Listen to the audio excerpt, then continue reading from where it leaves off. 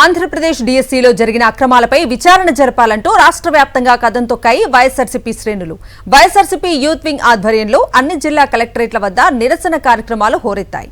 DSC paper leak, sports కోటాలో పోస్టులు అమ్ముకోవడాన్ని సాక్ష్యాలతో సహా ఎండగట్టారు నేతలు. డిఎస్సీ స్కామ్ పై సీబీఐతో విచారణ చేయించాలని మంత్రి నారా లోకేష్ రాజీనామా చేయాలని డిమాండ్ చేశారు. పేరు నాగవేణి. వైఎస్ఆర్సీపీ నిర్వహించిన ధర్నా కార్యక్రమం అన్యాయాన్ని సాక్ష్యాలతో సహా వివరించారు. ఎంతో కష్టపడి చదివిన తనకు ఉద్యోగం రాలేదని, చంద్రబాబు ప్రభుత్వం మోసం చేసిందని కన్నీరు మున్నీరయ్యారు డిఎస్సీ అభ్యర్థి నాగవేణి. తన స్థానంలో ఉద్యోగం వచ్చిన అమ్మాయి కనీసం ఎగ్జామ్ కూడా రాయలేదని, అయినా ఉద్యోగం ఇచ్చారని, తనకు మాత్రం మొండి చేయి చూపారని ఆమె ఆవేదన చెందారు.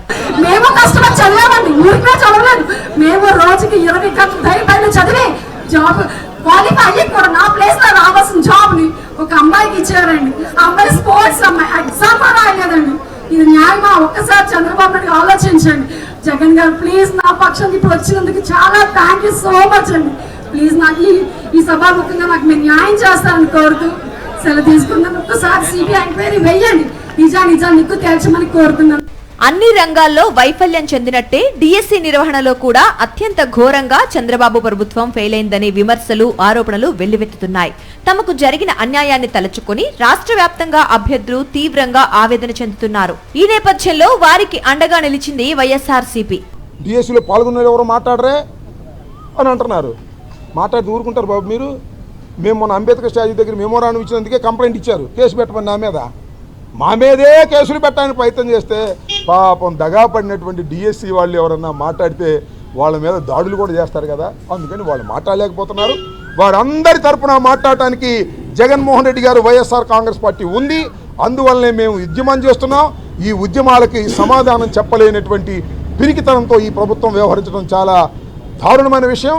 ఏపీడీఎస్సీలో జరిగిన అక్రమాలపై విచారణ జరపాలంటూ వైఎస్ఆర్సీపీ యూత్ వింగ్ నిర్వహించిన నిరసనల కార్యక్రమం చంద్రబాబు ప్రభుత్వ వైఫల్యాలను ఎండగట్టింది.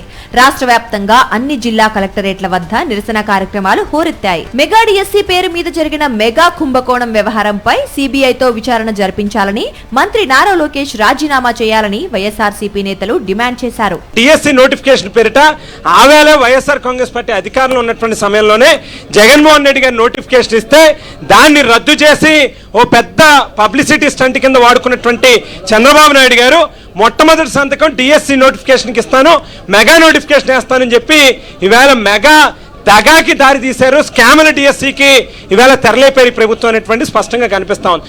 ఒకటి కాదు, రెండు కాదు, ఏది చూసినా నోటిఫికేషన్ దగ్గర నుంచి మొదలుపెట్టి మరి ఎగ్జామ్ నిర్వహించినటువంటి ప్రక్రియ కానీ, రిజల్ట్ని అనౌన్స్ చేసినటువంటి ప్రక్రియలో కానీ అన్నీ కూడా అన్ని రకాలుగాను కూడా అవినీతిమయంతో ఈ కూటమి ప్రభుత్వం కూరుకుపోయింది. చంద్రబాబు ప్రభుత్వం నిర్వహించిన దగా డిఎస్సీని రద్దు చేయాలని, సీబీఐతో విచారణ చేయించాలని, లోకేష్ రాజీనామా చేయాలని వైఎస్ఆర్సీపీ నేతలు డిమాండ్ చేశారు. దీనిపై డిప్యూటీ సీఎం పవన్ కళ్యాణ్ ఎందుకు మౌనంగా ఉన్నారు అని ప్రశ్నించారు. జిల్లా కలెక్టర్లకు ఫిర్యాదులు అందించారు.